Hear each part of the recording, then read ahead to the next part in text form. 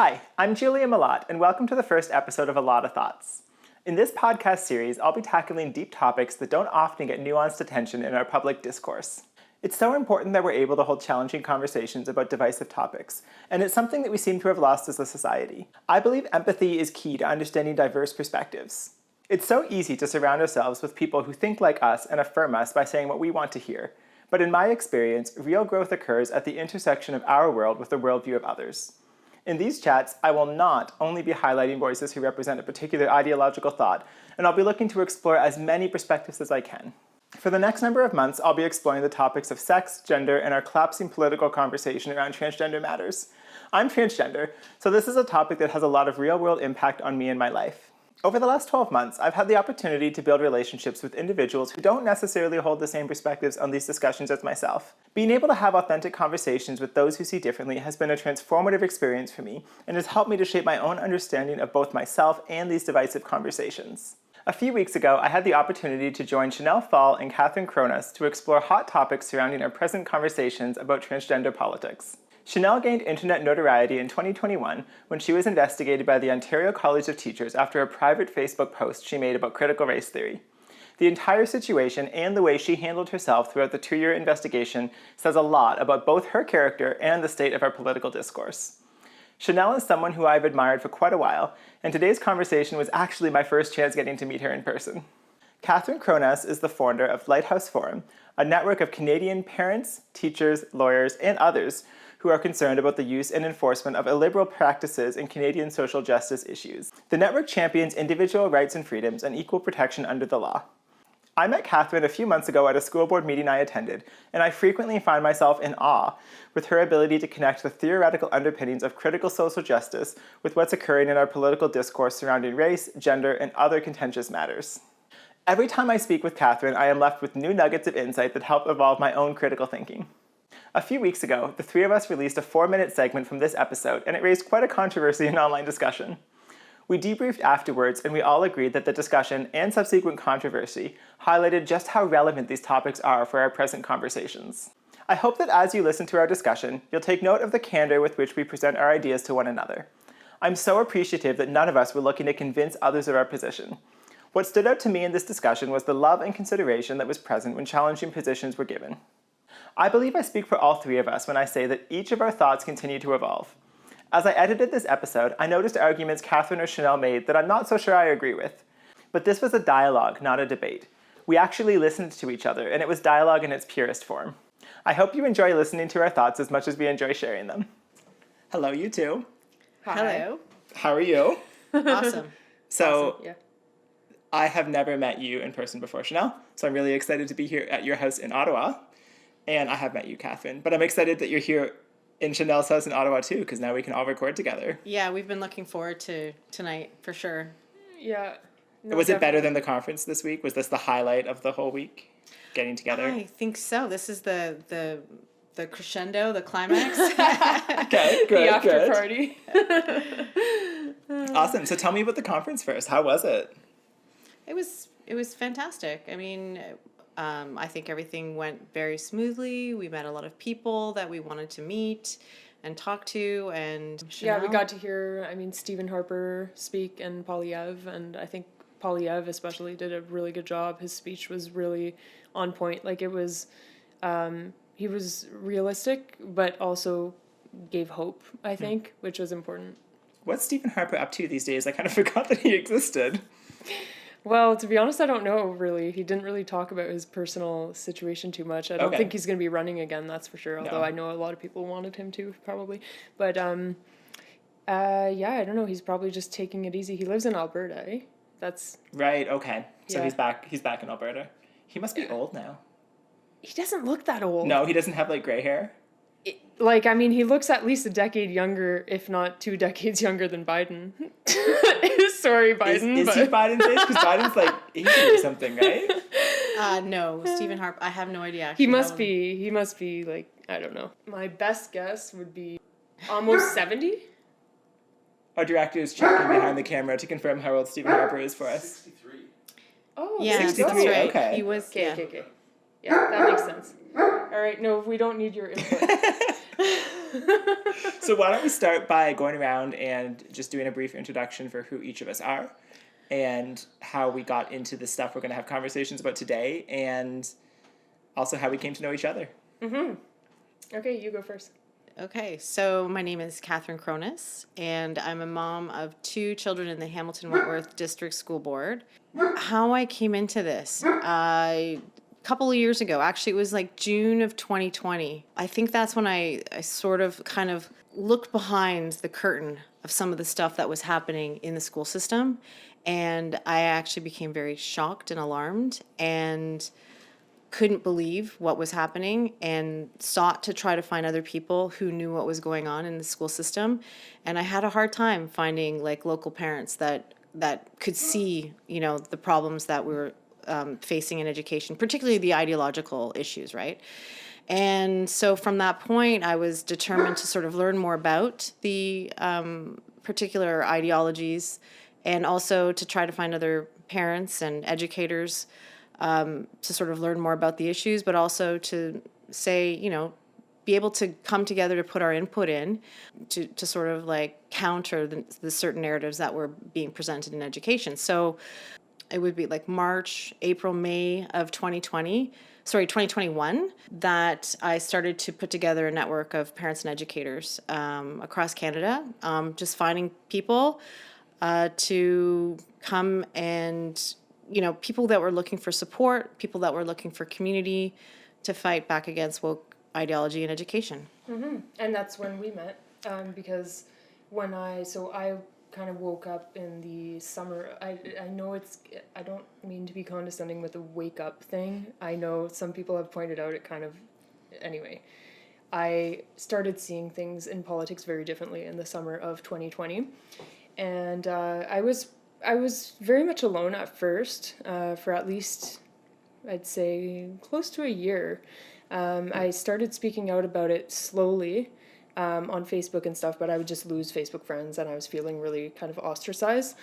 And then I went on Facebook, and not Facebook, Twitter, and I ended up getting in touch with Catherine and joining Lighthouse and meeting other teachers who were concerned, and parents and principals, and even there was a lawyer on there who was chatting too. And from there, I guess, I mean, I just got more confident with my views. I realized that I wasn't alone, and we were facing a big problem in Canada where people weren't feeling like they could share their views at all anymore, including myself for a time. And that's my history. I think the thing was, for me, was not having any background in education. And also my children did well in the school system. So I didn't have any reasons to be looking behind what was happening. Pack lunches, send my kids to school. They were, you know, doing well. But I did have some concerns as I noticed some stuff happening through the culture over the years. And I was particularly, in terms of school system, I was actually very worried about the anti-bullying programs. Prior to understanding anything about critical race theory or gender ideology. It's because you like bullying, right?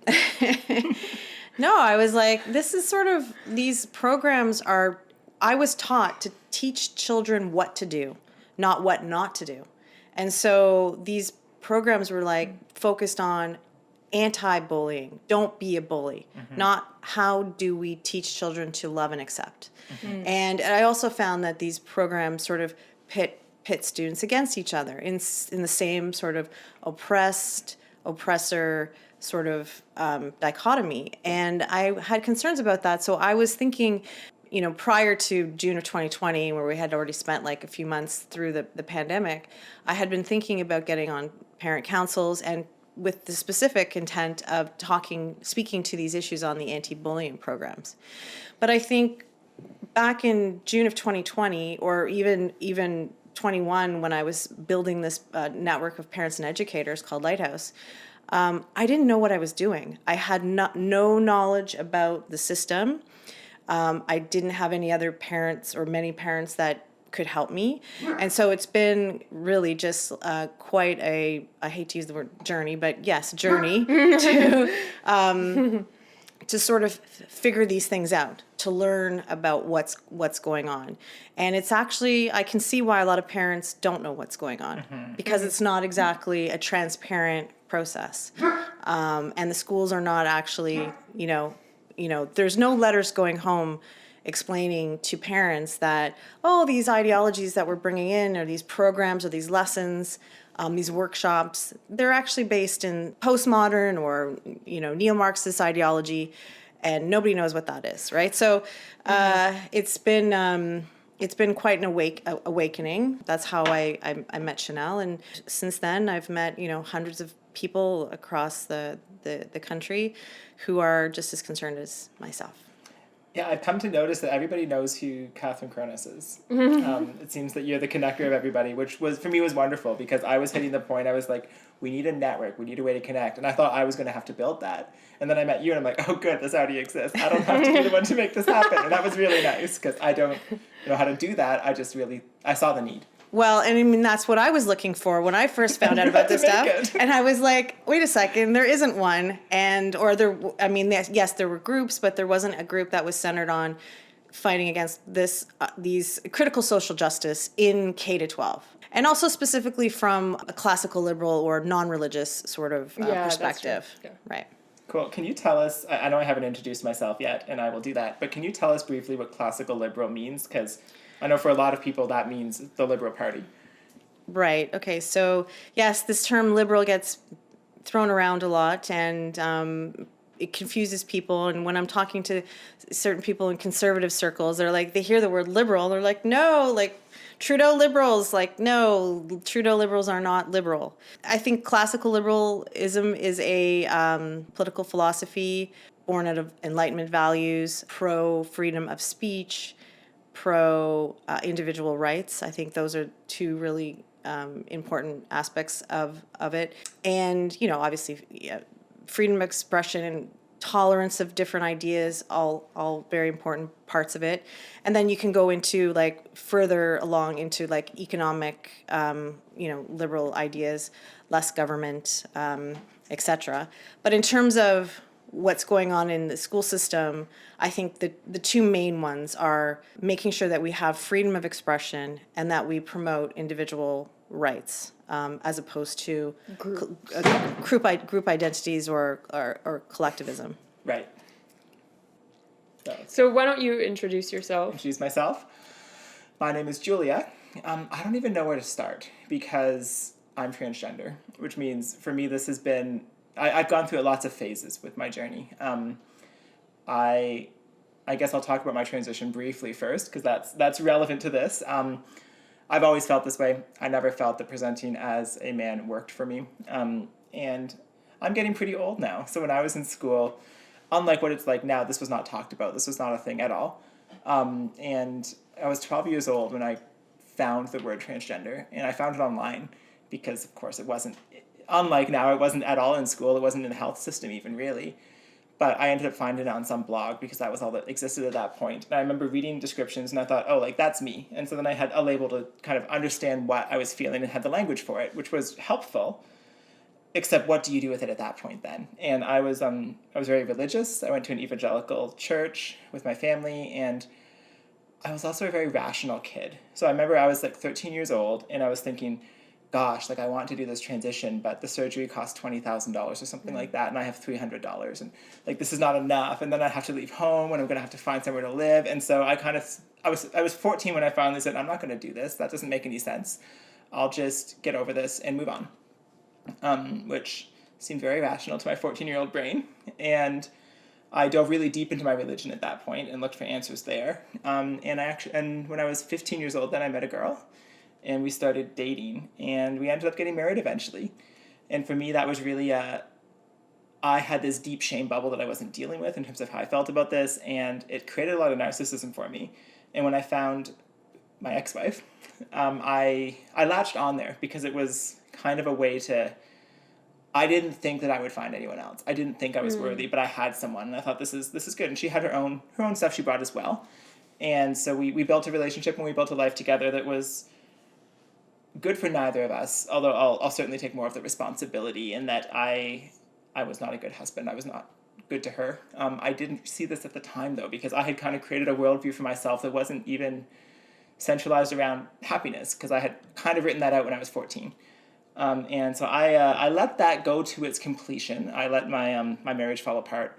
I let my life kind of come to a crashing point. And it was after a suicide attempt, and I was at the hospital, and I kind of thought, what would happen if I tried transitioning? Because, again, the rational brain kicks in, and I thought I have nothing to lose. I can try it out, and if it doesn't do something for me, then I can kill myself then. And at least then I'll have an answer. So I took that step, and this is where things got interesting for me, because at first everything got better. And for me, that was very this was the right thing I needed to do. Except looking back now, I see that two things changed. One of them was I transitioned. The other thing was I dealt with the shame that I was holding. I dealt with that. And so now, a few years into my transition, I started to wonder, was it the transition or was it dealing with the shame that solved the problem for me? Right. And I don't have that answer still. I don't know. I know that I am happier now. I know that I have better relationships now. So I'm certainly happier with my life now than where it was. But I don't want to lie to myself and say, it was transitioning. I can't answer that yet. That being said, I did go through the first few years of my transition, and I fell into the same place that I think, I shouldn't say fall in, because that's making a lot of judgment, but I was in the same place I see a lot of other transgender people being, where when you start down that path, it's scary, it's vulnerable, you want to be affirmed. And so you look for that affirmation, and I didn't find it from my family, but I did find it from a certain group of friends. And so I dove deep into those relationships, and I invested in them and kind of pushed everybody else away. I locked out all of my social media for like 2 years almost as I was doing this, because I thought, I don't want to see anybody and tell anybody. I'm too embarrassed. I will wait and talk to people later. And that put me into that space where you have this common narrative that's shared about what this is, what you are, the language to describe you, what it means. And it was really 2020 as well for me, when I had life coaching at work. My work hooked me up with this fantastic life coach, which I was really fortunate to have. And for a whole year, I had kind of access to as much time of his as I needed. So we met at least 1 hour a week, but sometimes we met more. And I love to read. So he was giving me all of these books to read. And it was like Alan Watts and Werner Erhard and like these kinds of people that I was reading. And as I was kind of diving into that and diving into integrity and authenticity and a lot of these things, I couldn't extract that from my transition. And so we talk about that a lot too. And not from a medical point of view or even from a biological point of view, just from what does this really mean? And I kind of realized that I had packed a lot of things into what this meant, what I was, what I wasn't, the significance of it, the blaming everybody else in the world for the way that I feel or the way that I don't feel, or the inferiorities that I see in myself and blaming other people for it. And as I over the year worked through a lot of that, it kind of pulled down a lot of those structures I'd put in place to avoid having to face everything. And that was when I would say I started to question things a lot more. And then my daughter went into grade 10. And of course, my daughter is adopted. So I didn't have her until grade 9, and she came to live with me during COVID. So at first she was in online school, and then in grade 10 she was going to be going to the Waterloo Region District School Board. And I was really uncomfortable with this, because I remembered what school was like when I was a kid. And I had thought, are kids going to judge her for having a transgender parent? Kids not going to want to hang out with her because we would have made fun of someone if they had a transgender parent. I don't know about you two, but I would have done that when I was in high school. And I was worried for her, and I was worried that it was going to pull us apart if she would resent me. So I remember having conversations with my partner about this leading up to it, and my discomfort. And then she hit school, and I was shocked. Because what I then encountered is school is an entirely different place, and it was very cool for her to have a transgender parent. And that was not a problem at all. And that was at first really nice. And then I understood why it was so cool, because identity is so hip, for lack of better words right now, that everybody is latching onto something and a new way to describe themselves and see themselves. And so that concerned me. And then the final thing for me was Carolyn Berjowski's situation. I'm in Waterloo Region, so of course I was not watching that meeting live, because who watches school board meetings, right? Now we all do, but back then I did not. And I got an email 2 days afterwards apologizing for the transphobia that occurred in the school board meeting. And of course, curious me, I had to go and find the video, because like, what happened, right? I want to know the controversy. So I hunted it down on Twitter. That was probably my first time really being on Twitter. And I remember watching her video and getting to the end and thinking, is this it? Yeah, exactly. I was like, is it like, okay, but where's the bad part? Like, that's the first part. Where's the part where she says something bad? And then I realized that was it. That those 4 minutes was all she said. So I watched it back and forth a few times, and then it kind of clicked for me. There's a few words she said, and I was like, oh, that's the part that they're reacting to. But why are they reacting to that? Like, maybe these books are suggestive, and that's okay. Like, we can still be LGBT accepting and say, but this one does send a confusing signal, can't we? And so that's when I started to dive in and started to look for the books, and you discovered the authoritarian side to it, right? Yeah. Well, and it was a challenge for me too, because I had been following this space for years. So I knew when Abigail Shrier's book came out, because all of my circles and the blogs were all saying, this is horrible, it's going to be so bad. So I remember, like, I had stared at that book so many times on the internet being like, this is a bad book. And then I went to the library one day and I got it. And I'm like, I'm going to read this book. And I had looked at all the chapters ahead of time. And as I'm walking through chapter by chapter, I'm like, it's gonna get there. This is going to get somewhere that's really going to hurt me. And there was a few things I'm like, I don't think that point's fair. But, like, overall, there was a lot of really great stuff in that book, and I would recommend it to anybody. Yeah. And so then I went and got Deborah So's book, and then I got Helen Pluckrose books, and then before you know it, I have the same stack that I think we all have at home on our shelf somewhere. Well, I've seen your stack because you posted it a few weeks ago. Yeah, I turned 30 this year, and I thought on this year I'm going to do a book every 2 weeks, which isn't all happened? That... Yes. Okay. I'm on track. It isn't all that, amazing. I'm sure James Lindsay reads like 4 books a day, but... Is that a standard? James Lindsay is the benchmark here? Well, I don't know. No, for me, it's a good goal for me, because for a long time, honestly, I was just drawn to Twitter, and I would just have these books on my shelf, and I would look at them and they would stress me out, because I'm like, why am I not reading them? I really want to read them, but I'm not reading them. So now I have a plan in place, and I'm going to do it for my whole 30th year. So by the end of it, I'll have read a lot of books. That's exciting. So is it all those ones that you posted in that picture you're going to read, or do you have other and more. Okay. Yeah. You need to start posting book reviews afterwards.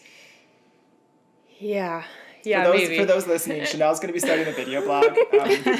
She doesn't know this yet, but I've been bugging her to do so.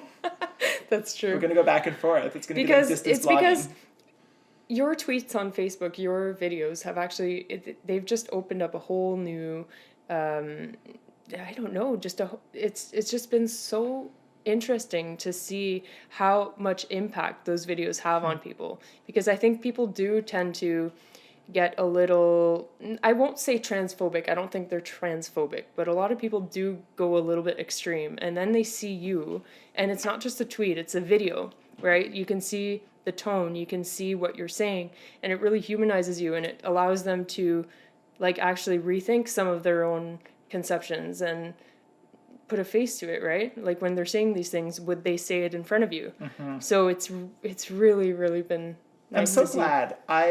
I knew I needed to do this for a long time, but I held off because it's vulnerable to put yourself out there. And when I came on Twitter about 6 months ago, I did know what I was coming into, but it took time to build up the resilience to the comments that come at you. And I think I'm there now. Like, the negativity that comes, it doesn't really affect me anymore, but it's a muscle you have to build to get already there. Yeah. You really? Wow. Why is that? Did it take you longer? Well, yeah, I mean, I don't know. I think you go through storms, and each storm that passes, you get a little bit stronger. I think it's knowing what to respond to and what to let go to. Mm-hmm. That comes with time. Like, I mean, you can detach from some of the stuff that's thrown at you or myself online or in life. But sometimes I'm always thinking, particularly when you're talking about online, you want to respond because it's not about the person who's like lobbying the insult. It's about all those casual observers that are seeing, and you want to sort of present your argument or your response. You want to respond so that they can see what you have to say. And in your case, Julia, I'm amazed that you're getting the backlash that you are getting, because I just find you like the most reasonable. Nobody has to agree with everything you're saying, or even like the fact that you're transgender, for example, but they have to at least see that you are not coming from a place where you want to tear people down, and you're not trying to impose your views on other people, and you're trying to just say, let's talk about things and let's have a conversation, and let's come from a place of like understanding, less judgment, right? And I've been amazed at how much positivity there's been there too. Like, for the videos that I've posted so far, I put the video up and there's a barrage of these positive comments and people letting me know how it landed for them and how it made them think, and they're so appreciative. And those are just the public comments. The private ones are usually the ones that are the most vulnerable because people really open up. And then there's this small collection of derogatory comments, which are always so funny to me too, because they're not even about the video. I'll post a video supporting Nick, saying Nick should be allowed to talk, and then someone comes in and posts and is like, you don't have access to women's washrooms. And it's like, that's not even what I'm talking about that, but thank you. I appreciate your feedback, and I'll file that in the cabinet. But I don't know. Did you see the comment I made about apostrophes last night? No. I usually don't respond to the derogatory ones, that was different. That was different than your normal tweet. It was like a little like sassy. Edgy? Yeah, Lena helped me write that one. My daughter's behind the camera there ignoring us. So I'm sorry, I missed the apostrophe. So for people that missed it. So somebody, it was on my video or on something. One of the things I posted, someone did that thing of they came in and said some kind of insult. Some kind of an insult of like, I don't support like psychotic delusions or whatever like that, but I don't support others psychotic delusions, but they used the word others and they didn't have an apostrophe in it. They had a spelling error. So I just responded and like, are you also against the use of apostrophes or something? I don't know. When you're on Twitter for enough hours in a day, that's what you have to. Yeah, you have to have a little bit of fun with it. Yeah, exactly. Yeah. I get sarcastic sometimes, but then it's always hilarious because half the people who follow me and whatever start coming at me like I just. They don't understand the sarcasm all the time, or maybe my sarcasm isn't too on point. Who knows? I don't know. But then they start coming at me like I'm trying to indoctrinate kids. I'm like, no, you're not reading it right. I'm like, click my profile. Your sarcasm is so perfect because it doesn't, at least the way I read it, it never goes into that place that might be mean, but you're going to poke fun at things that don't make sense. Yeah. Right. And I should say here that like I know I've told you this before, but I'm a big fan of you, and I have been for a long time. When I started to get into this and thought, okay, I need to start talking, like, I looked to see what voices there were beyond my little bubble in Waterloo, because I knew the Waterloo voices, but I didn't know what was happening in the rest of Ontario. And if you search this stuff very quickly, you find Chanel Pfahl. And so I remember watching your video. I was down in where was I? I was in the States somewhere at that point.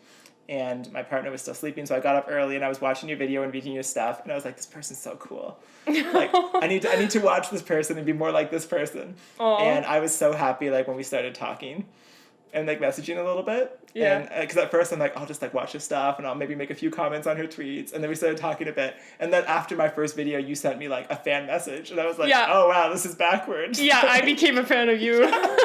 For sure. And that made me feel really weird because I'm like, no, like, I'm your fan. So now we're just each other's fans, I think. So, we spent many, many hours and days laboring on what we wanted to do for this first episode.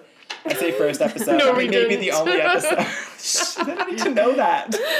We need to make this sound like it's a high budget affair with our set and everything.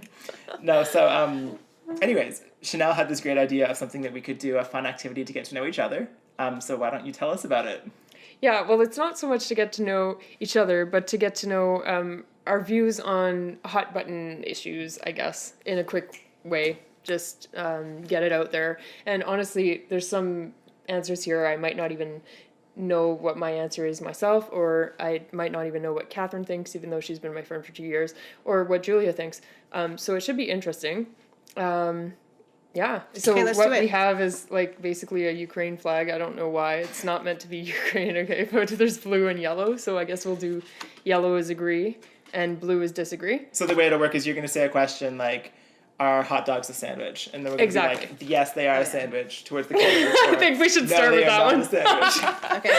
Okay, cool. Okay. So the first one is, was yellow agree? Yes. Yeah. Yes. Okay. I'm going to write it. Okay. Yellow is agree. Are trans women... Wait, whoa. Oh, no, you're going to start with an are trans women question? Start with the hot dog question. Don't put me on the hot seat right away. But I must say, like, are we doing this binary style or spectrum style? Like, does it have to be a yes or no, or can you be like, no, there's infinite in-betweens that we can land on? Honestly, if it's infinite in-betweens, we'll probably always be in-betweens for every question. Okay. But, so we'll try to go yes or no, but if it's needed, go in between. Sounds good. Okay. Are trans women women? No, I haven't decided. So I'm saying no. Are you saying no that way? Okay, like Is that ready? There we go. See, this is. I'm not gonna lie. Like, I'm gonna be very authentic here. Yeah, I want to say no, because you two are saying no, because I want to go along with you. But if I was with a crowd of two people here who were like, yes, they are, I'd be like, yes, I want to say yes too, because I don't know how to answer this question. Like, you asked me that 2 years ago, I'd be like, yeah, rah, absolutely. And now I listen to other people. Mm-hmm.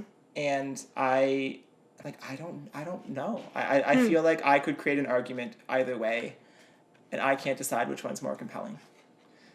So I don't know if you've noticed what I do. I just avoid that topic. Like earlier I said, Lena has a transgender parent. Right. I'm like, I'm not looking, I don't need that language to affirm me. Mm-hmm. So I'm like, I'm just going to avoid it. But now I'm on the hot seat and I have to pick one. So So what are you going to go with? Today I'm going to go with no. You're going to go no? I'm going to go with no. Yeah, okay. I mean, I think it's, obviously, like, I'm thinking it from a scientific point of view, and I'm thinking, like, you don't have a uterus, and you also have male chromosomes, and so you're also going to be subject to, certain, like medically, right? You might be prone to more diseases or more certain issues, or have benefits that women, like, physiologically women do not have, right? So I'm looking at it from that, just like that basic sort of biological. Yeah, can I comment on that? Because like that makes sense to me. And what I would tell myself before is, well, that's why there's a distinguish between female and woman, because woman is the social role, female is the biological role. But full disclosure, I have changed my sex designation on my ID, so I'm in the health system as female, which, as I was discussing with Amy Ham last week, means that I get a notice every year to tell me that I need to do a pap test, which I never do because that would be a waste of my time. But I just keep getting them because, as far as the system's concerned, I am female, which I'm not. And those are the kind of things that at first I'm like, yes, I feel so affirmed. And then over time, as I've really been a bit more authentic with myself, I'm like, but it's not true. It's not true. It's living a lie almost in a certain way. And I've become more convinced that perpetuating that, not just for other people even, but for myself, isn't helpful, because that was probably the realization I came to, is that if I dive in deep and say, I am female, I'm as female as you, sure, it's not true. But it also means that I'm setting myself up to be hurt. Because when anything in life reminds me of the fact that that's not true, now that feels like an affront to me. Versus if I accept that that's not true, if I accept reality in a certain way. See, now I'm just arguing that side. I don't know. Yeah. No, it's why true. Would you but put this on it's the not list? To say anything about, like, can you present as a woman? Sure.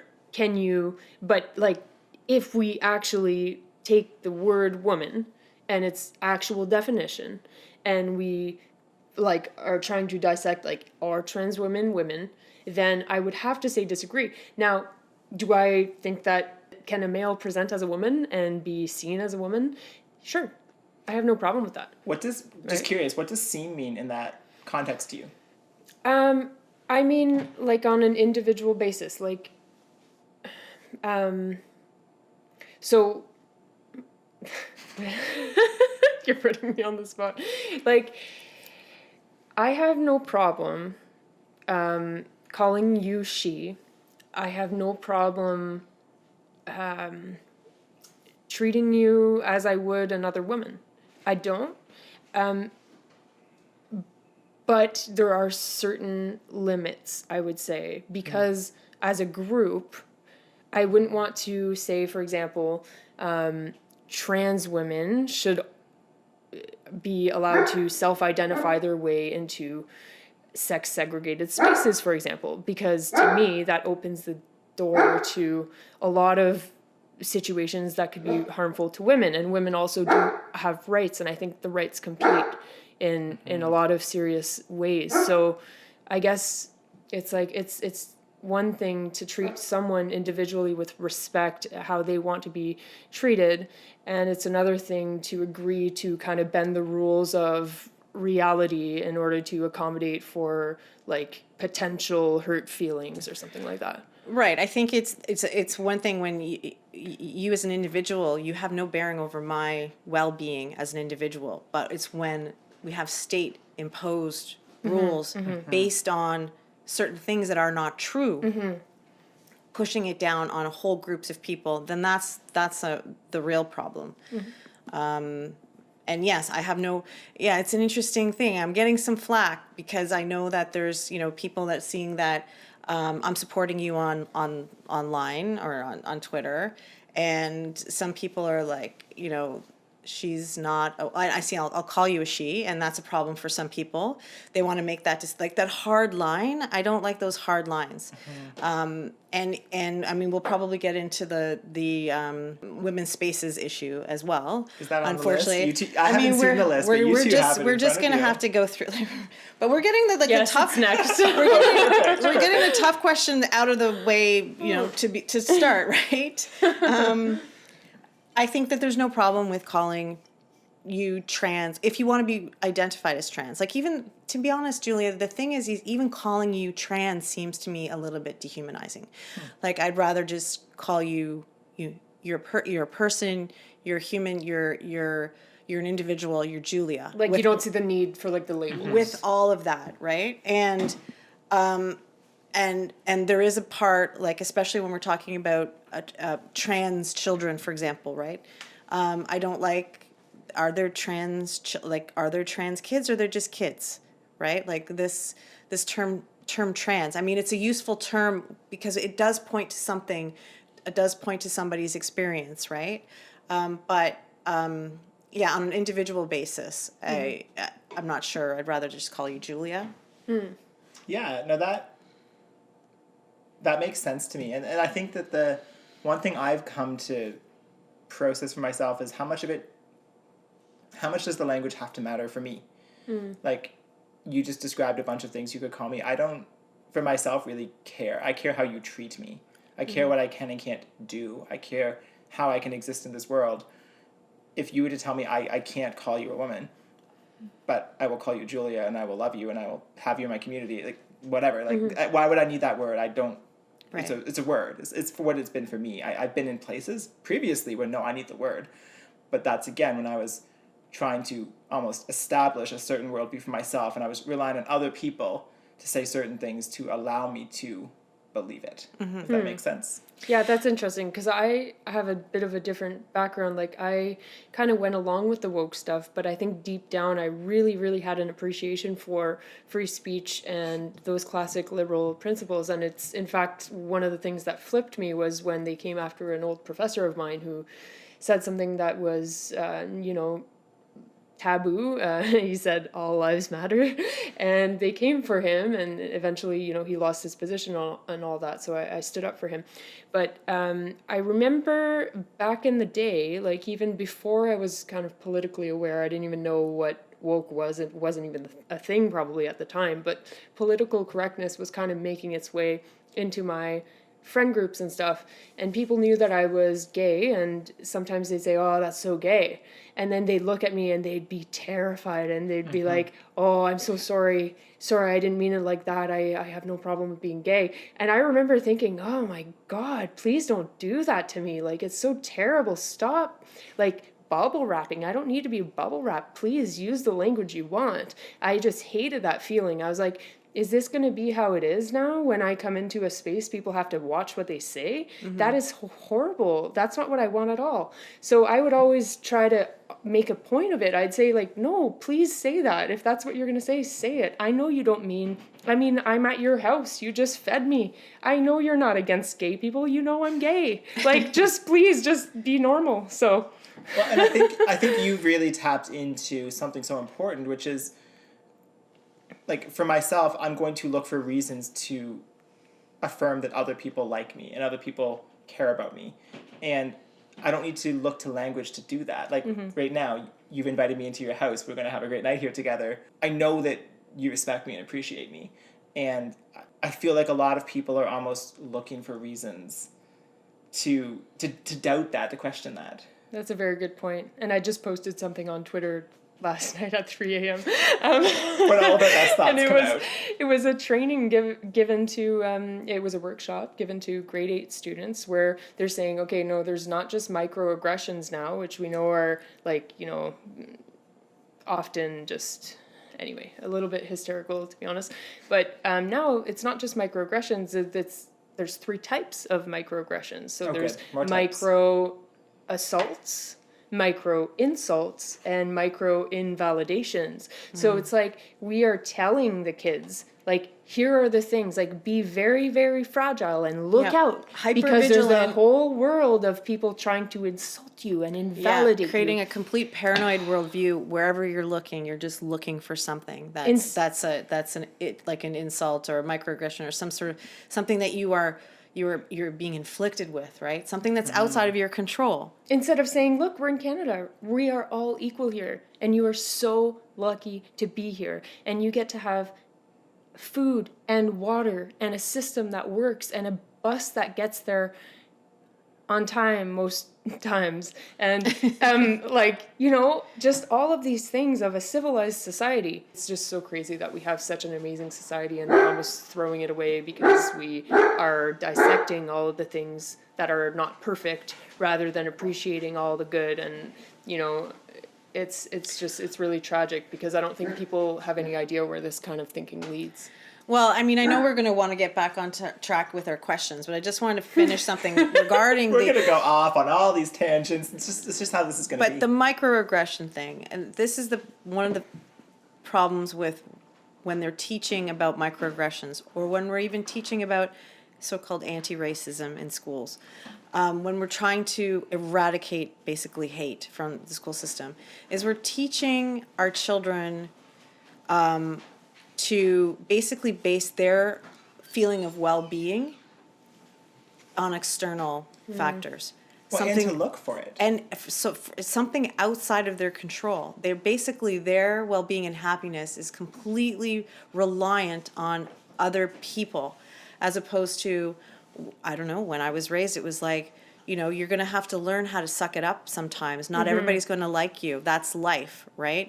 You don't necessarily need to be affirmed by every single person on the planet. It's not going to happen. It's not realistic. And so I think that's a recipe for having children that are disgruntled and depressed anxious and depressed whenever you send them out in the world and all they see is like oppression everywhere. Oh, the bartender's here with a refill. Thank you. Thanks, Shannon. I'm good, thanks. I'd have a glass of wine if you want to get me one. Oh yeah. Any wine, mix them together. Red or white. Yeah. All the wines. You said something there too that really resonated with me. I had a bit of a waking up moment, 2.5 years ago, where I'm trans, and I started to transition not long before the pandemic, and I did my transition sort of in private for a long time, and I had this date planned, which was like March 9th, 2020, to transition at work, and I'm really bad at keeping secrets. Like half my company knew, but the other half didn't, and that was the date I was going to do this, just in terms of what I structured with HR. And of course, the next week the whole company shut down and we didn't have an office anymore. So I didn't have much experience out socially yet, and so I kind of got that experience during the pandemic. And at that point, I'm self-conscious, and I realized it's so easy to make assumptions about people when you have your own lack of confidence. And I walked into this store once with my daughter, and it was a frozen food store, M&M Meat Shop. Do you have M&M Meat Shops up here? Yes. Yeah? Yep. So they started in Ottawa? Yeah, Probably. So it's a little frozen meat store, single employee. I walk in, and there's no employee there. She walks in from the back, and she just had this frown on her face. And I instantly read it as like, oh, she probably doesn't like me because I'm trans. And then it clicked or she could be having a bad day, or she could have, who knows? Anything could be going on, and I'm just deciding she probably doesn't like me because I'm trans. And that was when it clicked for me of, why would I make that assumption? I should wait until I have no other explanation. If someone comes and says, I hate you because you're trans, okay, well then now I know. That's pretty obvious, but that doesn't happen, really, except for on Twitter at this point. Yeah, no, the ideology, like, primes you to be hypervigilant. Well, I mean, it's teaching cognitive distortions, essentially. Thank you. Like, that's what we're teaching, right? The anti-CBT, basically, right? Yeah, we're teaching children to basically lean in to their cognitive distortions as opposed to seeing reality. Mm-hmm. And you go to therapy, you're like, okay, look, I don't feel good. I think that so-and-so hates me. What's your psychologist going to do? Are they going to say, oh, yeah, they probably hate you. They are hateful, and you need to go and put in policies and laws so that you can shut them down and, whatever. No, they're going to say, you know what? Why do you think that? Is there anything you can think of that might disconfirm your belief that they're out to get you? Is there something else that could be explaining it? And then you're going to start thinking of all these things, and you'll be like, oh yeah, you know what? Maybe I'm just, And even if there is that, even if that person does dislike you or is saying something insulting, is calling you a name, you're taught to sort of see it for what it is, sort of distance yourself from it emotionally or appreciate it that's a thought, like sort of accept it. Good point. Yeah. But you're also you're not like you don't base your self-esteem on someone else's approval of you. Right. You decide what your self-worth is, not somebody else. Yeah. Mm-hmm. Shall we go to the next question? Yes. Okay. Did we vote on that?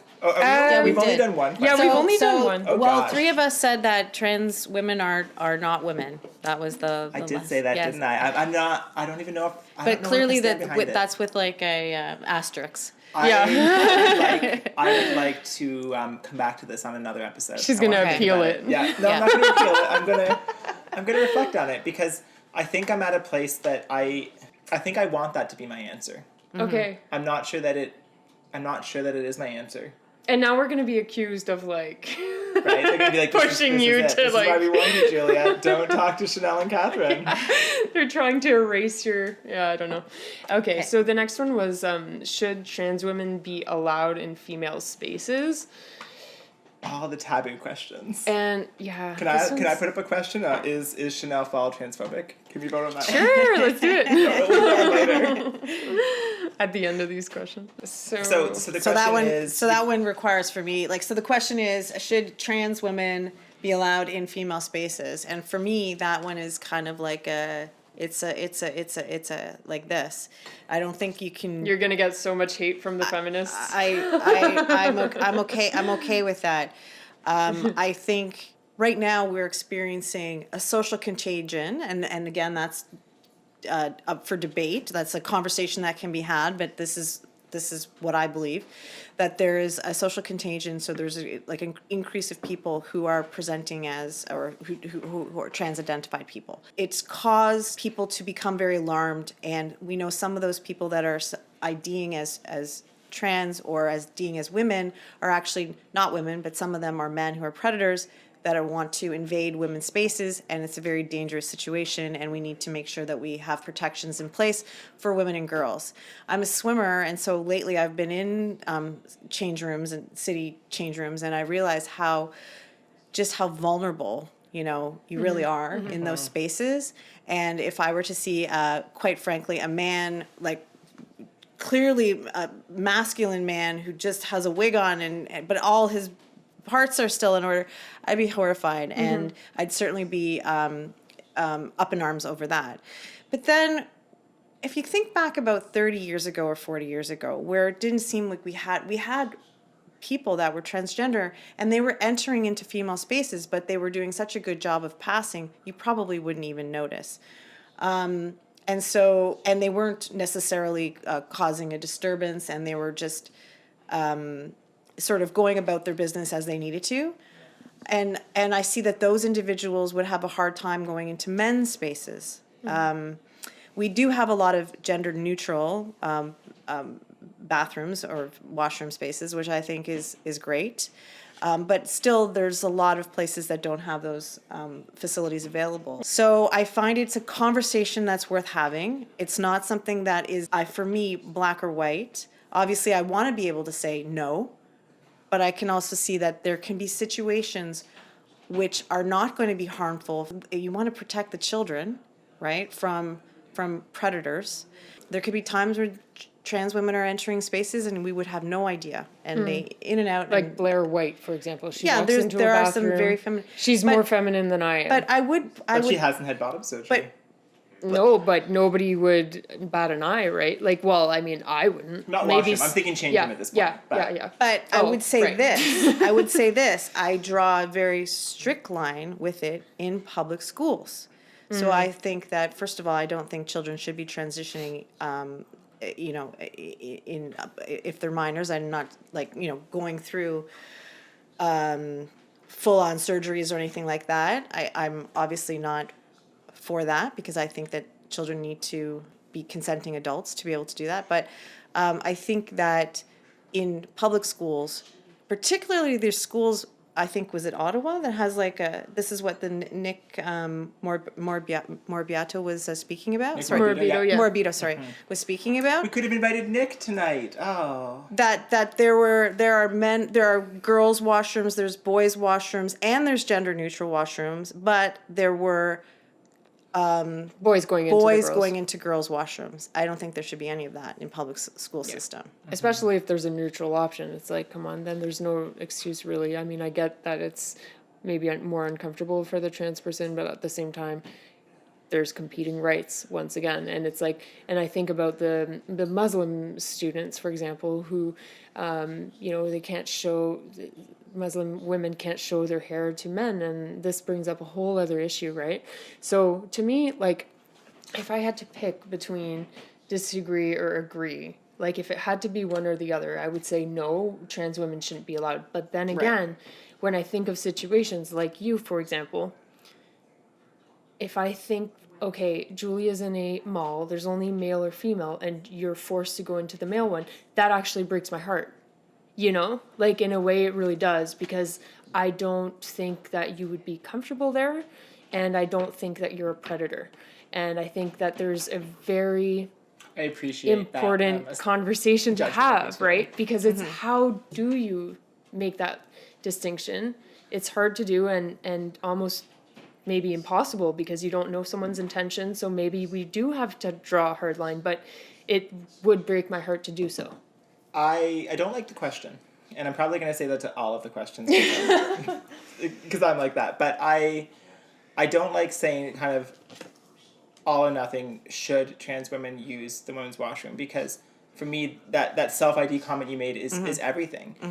When I transitioned, I did not use the women's washroom for probably at least 18 months. Because sure, I've decided I'm going to do this, but I had a beard and I had very short hair and I had no clothing and I did not have breasts that had grown yet. Like all of these things, I'm not going to just, I'm a woman now because I have decided I'm going to walk in there. That to me feels really, really, untrue and disrespectful.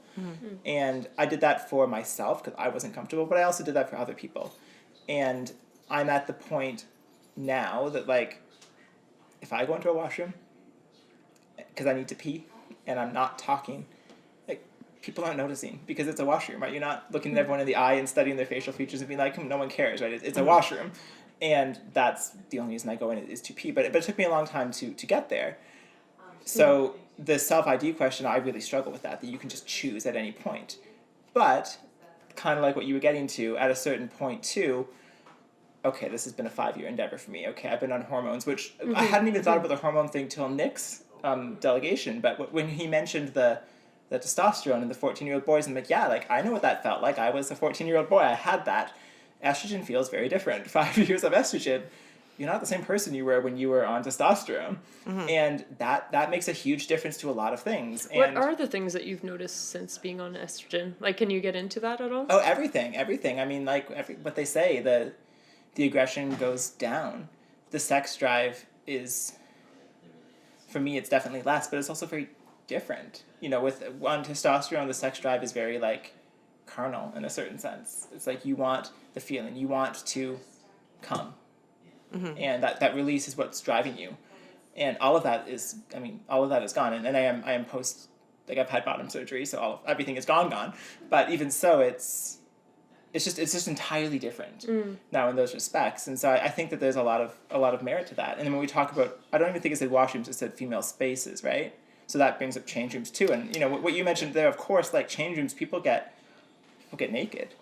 And like I now have had bottom surgery. I have grown breasts. Like other than I didn't know that. That I had breasts. That's what you said. No, I didn't know that you had bottom surgery. Yeah, I've had bottom surgery, right? Yeah, okay. So like, obviously there's features. Obviously my shoulders are more broad. Obviously there's certain facial things. But like, if I'm naked, it's not a penis and testicles that are standing there in the women's change room. And I had this conversation with a friend down in Halton, how intention speaks to everything here. I say all of this, but it's not like I want to be in the women's change room either, because anybody who wants to be there, who says, I want to go and get naked with a bunch of random girls I don't know, like that is a concerning comment to make.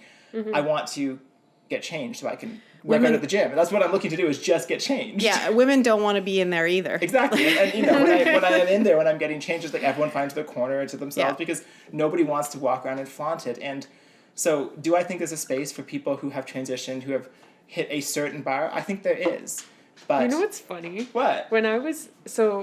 I realized that I was gay like in 9th grade. Okay. And I remember at that time feeling really uncomfortable in the women's change room, because I knew that people knew that I was into women. And so you were uncomfortable not because of you, but because people would probably be uncomfortable with you and be like, oh, she's probably looking at me. And I always Okay. had a feeling like, oh my God, they're going to think I'm looking at them even though I'm not. So in the washroom, it was always a very intentional effort to like not look at anyone at all ever, not even raise my eyes, because I didn't want like the wrong person to get the wrong message. Right. So I can kind of relate in a weird sense, I guess, to like that experience, I guess. Yeah, and I love that, and I think that I feel like there is a solution here, and I don't know where the line is, but it's somewhere between where we are now, which is self-ID, which is I say I'm a woman or a man so I can be in that washroom, and you can never do it. And I don't know where that line is. I agree with you with the children. And I say that with pain, because I know that when I was in high school, that was really hard for me, because and I had a talk with Christina about this once that we recorded, how those were the kind of things that helped me to really understand and delineate what wasn't working in my life. Is like my relationships were centralized around talking and bonding and connecting the way that females tend to connect with one another. They were not male relationships. And all of a sudden, there's this space, the washroom, that, teenage girls, they don't use it just to pee. They use it to hang out in for 20 minutes and to talk about everything. And it's like, oh, well, I can't be part of that place. I'm broken from those friendships because of this barrier. So if I had transitioned in high school, I can imagine how that would be hard for me, really hard for me. But everything we just said as well is also valid. And so I in the conversations that I've had with Nick, he's kind of said, he thinks the future, the answer is single-stalled washrooms for everybody. Like, we move to a place where that's what we have, which, to me, that makes sense. I've had a few workplaces now. My company has an office in a different city, and when we go there, you go into the washroom, which is an all-gender washroom, but you walk in and it's a hallway of 30 private washrooms, and you just go into your door, you shut it, and it's like that. It is more expensive to do, but it actually solves a lot of problems, because there's risks of predators in the males' washroom to young boys too. There's all these risks, and it kind of solves all of these things at once. Yes, and when you make the washrooms single use, they are more private in general, and who doesn't want a little bit more privacy? Like even if there's all women in the washroom, I'd still prefer to have more privacy in a public space. So it is, but it's very expensive, and we have many buildings that are not able to be retrofit into that situation at the moment. So we're trying to figure out the best way forward with what we've got. So yes, it's a great it's a great situation. I think we're on the same page in terms of I think we agree that there is a line. We have to find that line.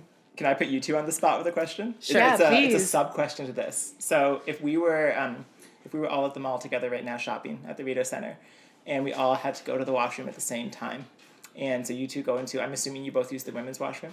Yes. Yeah, okay, cool. And so we go into the women's washroom and I follow you two in. And we all go, like, how do you two feel about that? Are you feeling comfortable? Are you feeling uncomfortable? And this is me specifically, not other random person.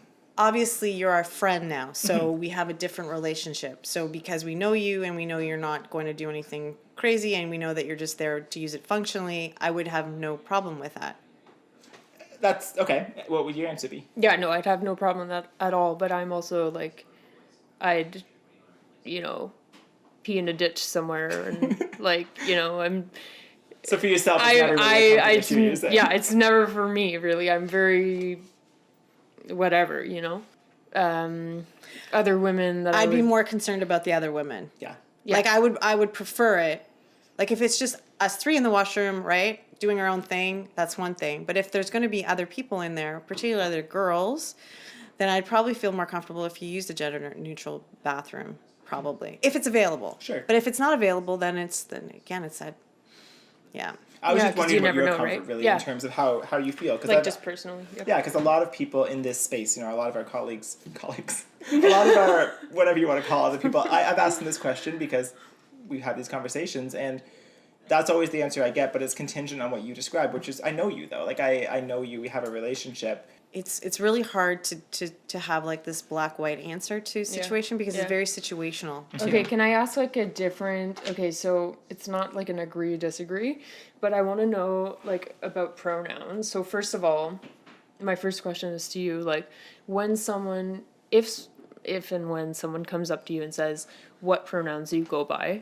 Does that make you feel good or what is your reaction to that? I need more wine for that question. So I once attended a work meeting, and we had a consultant there, and I'd worked with him for a few meetings at this point. And so we go through the whole meeting. There was, 5 people in the room. And at the end of the meeting, he's like, "Oh, Julia, I just realized I never asked you what pronouns do you want," and asks me to, in front of everybody, to clarify my pronouns at the end of the meeting.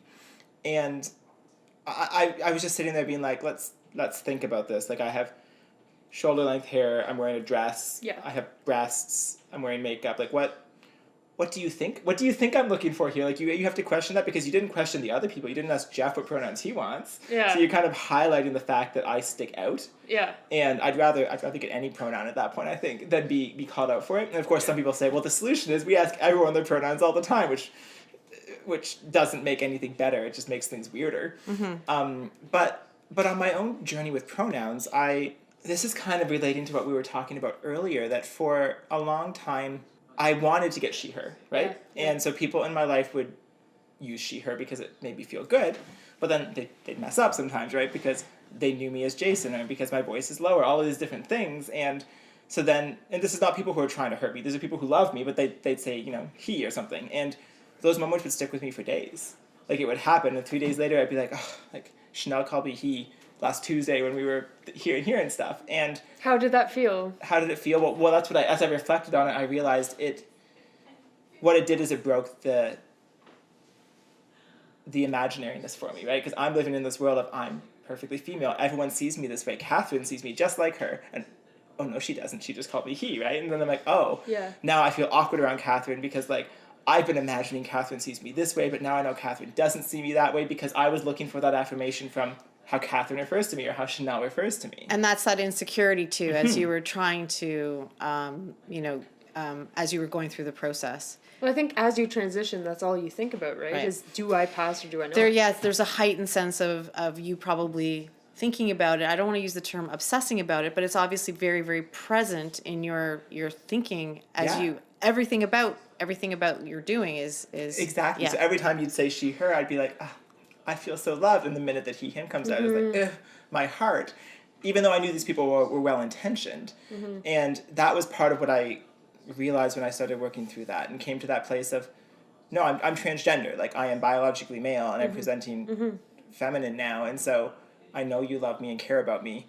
And I also know that you can tell that I'm biologically male. And so that helped me to get rid of all that baggage and realize it doesn't really matter what you call me. I'd still kind of prefer she, her, because that is... And I find like that affirming, but like not in a way that it doesn't bother me anymore. Like when I delegated in WRDSB, I literally talked about this in my delegation. This is my first one there. And then the chair referred to me as he afterwards, on record by accident, right? It just came out. And I'm kind of like, see, this is what I'm talking about. Like, it doesn't have to be a big deal because I know you, Joanne. I disagree with you on everything politically, but I know you're a good person. You're clearly not trying to hurt me on public record in this meeting. Like, it's just, I don't need to make something of it, but 3 years ago, that would have stuck with me in a way that it doesn't now. Right. That brings us to the end of the first episode of Alotta Thoughts. We'll be continuing with the second half of this conversation with Catherine and Chanel in the next episode.